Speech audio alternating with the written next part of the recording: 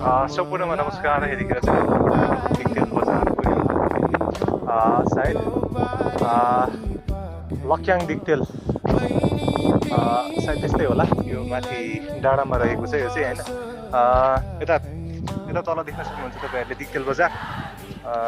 यता म काम विशेषले दिक्तेल बजारमा आइपुगिरहँदा चाहिँ यताको अन्तरिम अपडेट चाहिँ अन्तरिम भन्न आएछ। फेरि अस्ति चुनावबाट अन्तरिम भन्ने बानी लाग्यो क्या। अन्तरिम होइन, गएको निर्वाचनमा चाहिँ यताबाट माटो चिन्हबाट हाम्रो श्रम संस्कृति पार्टीको आर्यन राईजी बहुमतका साथ विजय हुनुभएको छ। उहाँलाई शुभकामना पनि दिन चाहन्छु। कतिपय चिजहरू उहाँले यहाँनिर सुधार गर्नुपर्ने पनि देखिएको छ। यो मैले बोल्नुपर्ने विषय त होइन, तर मलाई भिडियो बनाउँदा केही न केही चाहिँ बोलौँ न जस्तो लाग्छ। अरू जस्तो हेलो गाइज हे गाइज भन्न आउँदैन होइन, त्यही भएर पनि हो।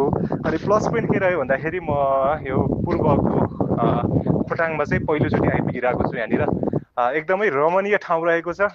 राम्रो ठाउँ छ बस्नको लागि, एकदमै राम्रो हावाहुरी वातावरण होइन।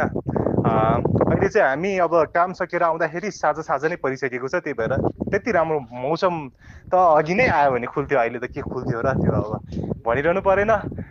एकदम चिल रहेछ, एकदम राम्रो ठाउँ रहेछ।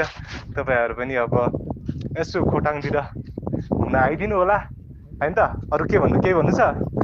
अरू के भन्नु अब खोटाङतिरको सोल्टिनीहरूलाई सेवा सेवारो नमस्ते।